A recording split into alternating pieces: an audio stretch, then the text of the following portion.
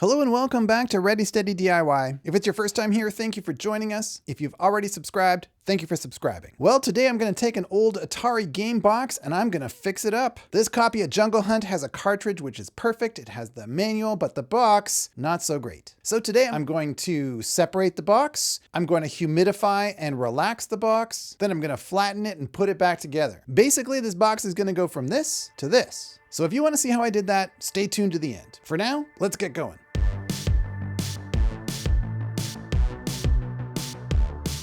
So as you can see, this box has a number of issues. There's some wrinkles, there's some dents. It hasn't been treated well over the years. So what I want to do is take it all apart and start with it fresh, flat, just like they did back at the factory. And then once it's completely opened up, I'll be able to flatten it out properly, get it as flat as I can get it, and then put it back together. That's the game plan. So the first step is I gotta open it up. It's held together with glue, and glue always opens up a little bit easier if you use a solvent. For me, in this case, the best solvent is this one. It's called Undo. Unfortunately, here in Canada, we can only get the low VOC version, the green version, the green label version. If you live in America in a state that is not California, I understand you can get the yellow label version, which is much more effective. But for my purposes here today, the green version is gonna work just as well. It's not quite as effective though, I'll tell you that much. Basically, it's a solvent that comes in this container, and one thing I really like about it is that it has this amazing tool attached to the end of it. It's like a funnel and a scoop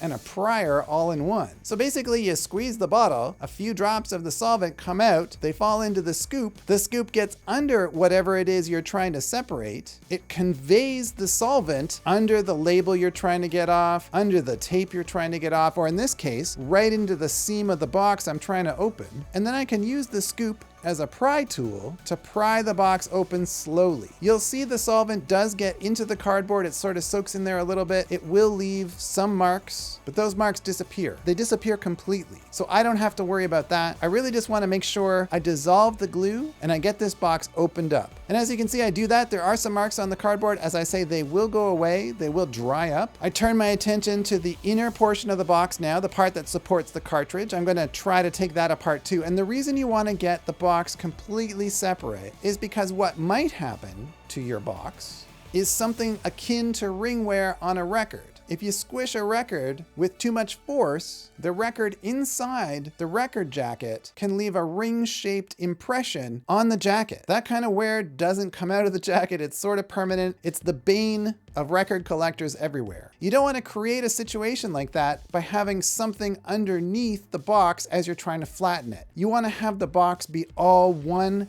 nice, even, flat layer. So I'm going to take apart all of the glued portions here and just really flatten this out as best I can. The Undo helps. It's a little bit tougher on the inside than it was for the seam of the outside of the box, but I managed to get it all done. The whole thing's apart. As you can see, it's all one piece. And when I flatten it out, it will be completely flat. There won't be portions of it curled up underneath, potentially pushing through and creating an indentation in the piece above it. It's all just one flat piece. And now, a lot of people would turn to their irons. I don't love an iron for this. It's just really hard to get the heat to go right through the paper and not scorch anything. It's much better, because of the hygroscopic nature of paper, to try to relax the paper through humidifying it.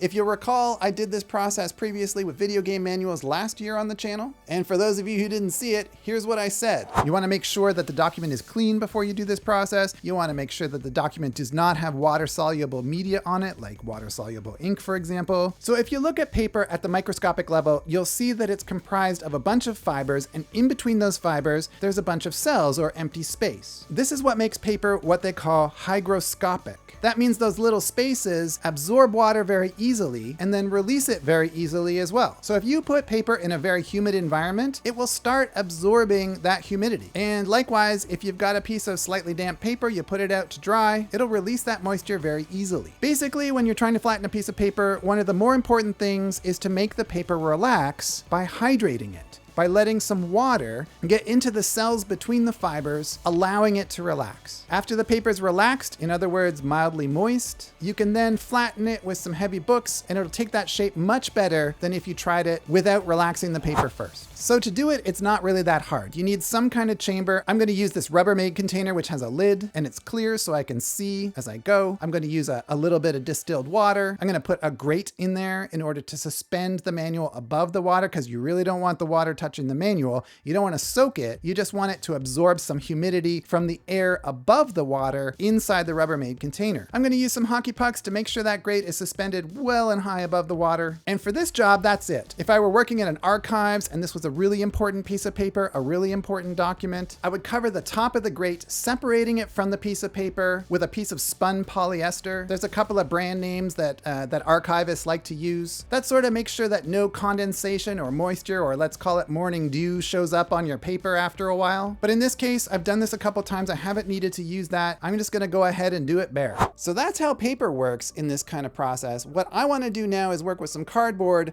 a very close cousin to paper. Obviously, the pockets in between the fibers of the cardboard are going to be smaller. The fibers are going to be stronger. They're going to be tougher. The cardboard is going to take longer to humidify in the humidity chamber that I create. But if I leave it in there long enough, I'm banking on the idea I can get this paper to completely relax through becoming completely humid. Let's see if I can win. If you don't get it completely humid and it doesn't feel kind of limp, then it's gonna be much harder to flatten it later. So I get out my Rubbermaid container, I fill it with some distilled water, I put the grit in there.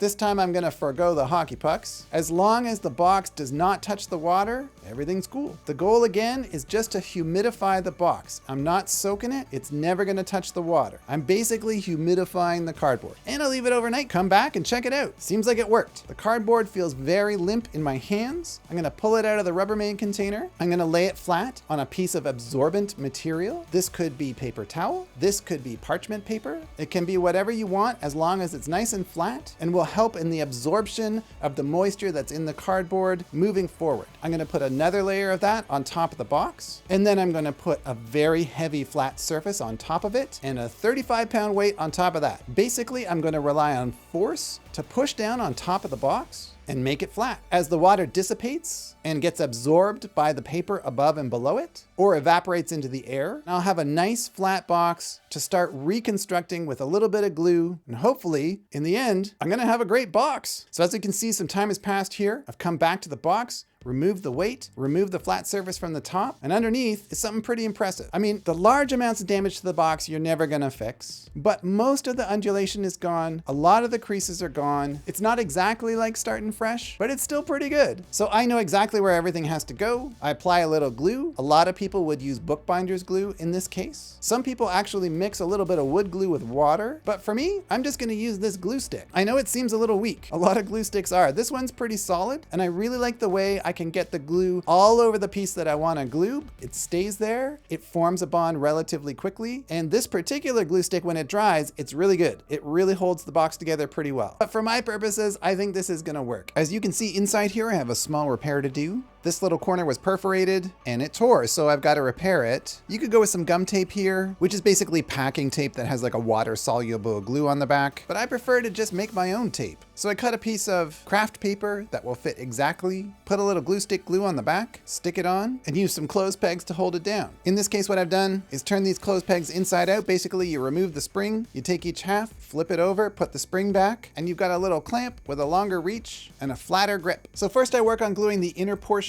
that will hold the cartridge, and then I move on to the seam on the outside of the box. The glue stick is nice for all of this because it's really easy to avoid putting too much glue, and because the glue isn't too wet, the buckling and undulation that could come to the cardboard from very wet glue doesn't happen. So I glue the box, I sort of clip it closed with some clothes pegs, give it a little time, come back. Check it out. That box looks pretty good to me, and this baby's ready to find a new home. So there you go. A flattened box is a happy box. Hope that helped you out. If it did, please feel free to like or subscribe. Liking and subscribing can really help a channel, and if you could do that for this channel, I'd really appreciate it. And otherwise, take care, stay safe, have fun with your DIY projects, and I'll see you next Saturday.